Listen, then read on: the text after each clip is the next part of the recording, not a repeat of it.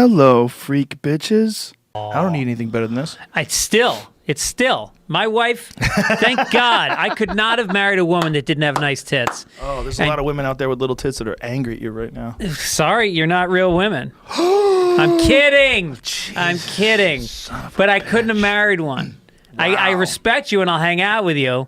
I'll let you into my shows. Wow. But I'm not going to marry you. I'll let you into my shows. If you get out of the itty bitty titty committee early and you want to go see a comedy show. Wow. No, I look, I respect all women. I just think Do you, all of them? What about mean ones that kill people? I respect them even more. They're fighting back. They're me tooing out there. Huh? You didn't hear about the hashtag Me Too? No. You're going to love this, Joe Rogan. God. There's a thing now, because of Harvey Weinstein, there's a hashtag. Oh, I have seen that. Women that have been sexually harassed, # Me Too on their social media. Jesus Christ. And you know, sexually harassed, I would say it's probably 100%. Yeah, because it's a murky definition. Right. You know, I mean, some of the stories that you hear, and look, this Harvey Weinstein thing is atrocious. And guys that are like that are the reason why guys like us have to watch what we say. All the sensitivity that we've been talking about is because of not a few assholes, there's a lot of assholes. And it's not just, I mean, we're not talking about a person trying to get laid. We're talking about a person who is holding employment over people. Right, power. And did you see the TMZ thing? Where TMZ, they were describing the nature of his contract, that he had sexual assault and sexual harassment lawsuits written into the contract. Like yeah, how like much a waiver he would be for fined. him. Yeah, how much he would be fined, and for one person saying it was a certain amount of money. For 2 allegations. Oh, no shit. It was more. For 3, it was like 100,000, 250, 750, $1 million. Wow. Yeah, he had it written in. Like caps on how much he should have to pay. No, like how much they would pay him, or how much he would have to pay.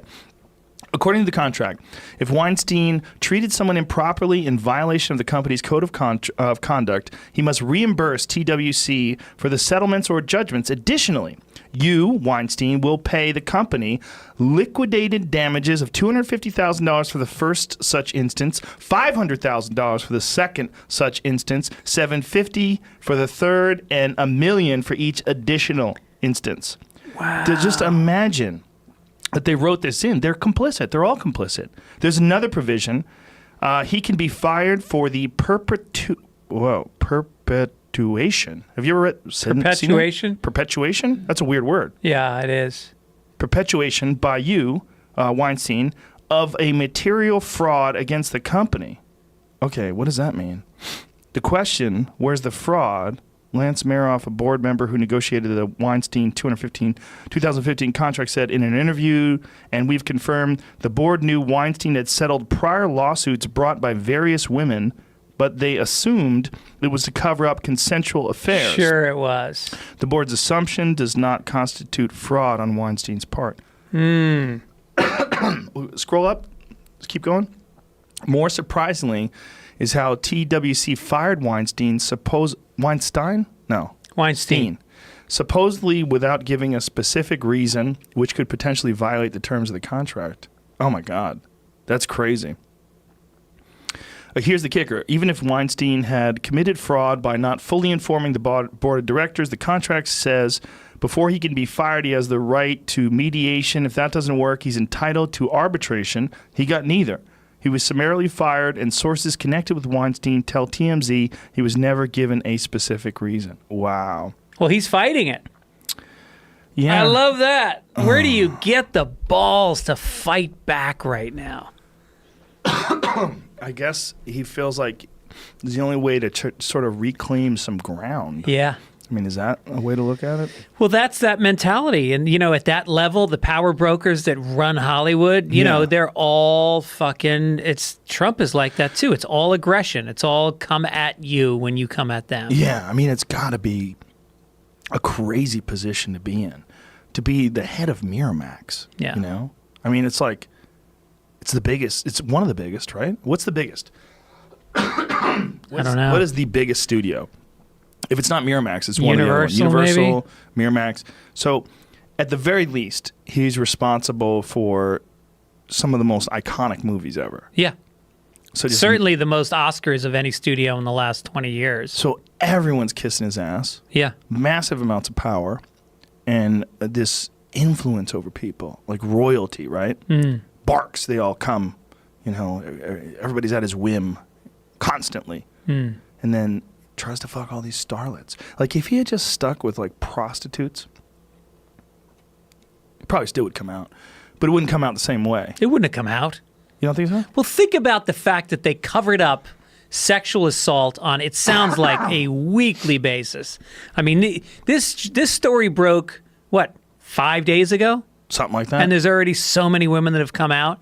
And now you've got a bounty on more women to come out. Like, I think that there's somebody else is offering a certain amount of money for every woman that comes out against him. Jesus. So it's going to be like Cosby all over again. And you think about... But Cosby was drugging and raping women. No, but I just mean in terms of how frequently. Another step more evil, though. Right. I'm just talking about, like, the frequency of it and the complicity of people that set up the meetings, covered up the lawsuits. Oh, yeah. Gave the women work after the meetings. A lot of them got script deals, got roles in movies because a lot of them didn't walk out of the room. A lot of them gave them the back rub or whatever else. Yeah. Well, that was what Whitney was talking about the other day.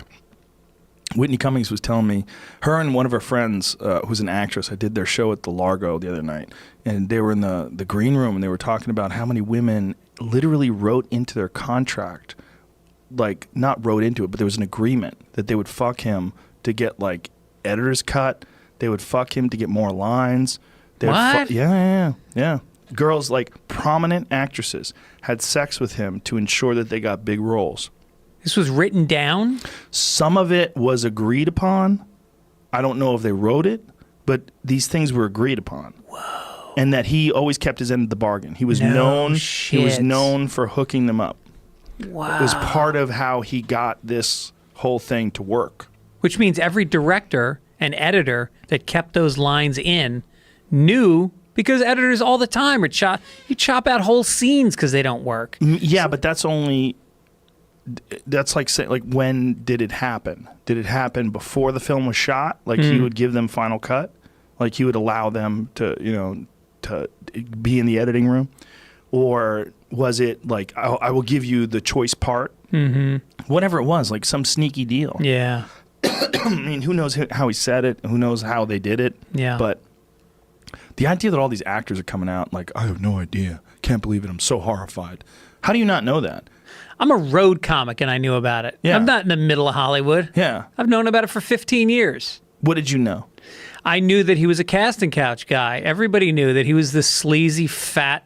I always would joke about how, like, I think he makes himself less attractive because it's more of a power trip for him. It's more fun. Yeah. Yeah, to have his fat gut resting on their forehead while he shoots a load in their mouth. Yeah. All right, you got the part. Yeah. Next. Does some blow. Right. Doesn't wash on purpose. Yeah, has his balls just stink like locker rooms. Yeah, it's a weird thing, man. It's a weird thing that went on for forever in this industry, not this industry, the movie industry, the music industry as well.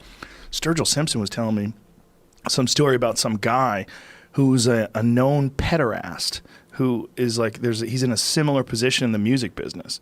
And, like, people know, like, you can't have, like, young boys around this guy. Wow. And that he's some big-time, powerful guy. He told me the guy's name. I literally can't tell you who the fuck it was.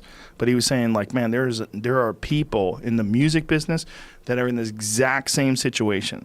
Like, they fuck people to have them move on and move up and move forward.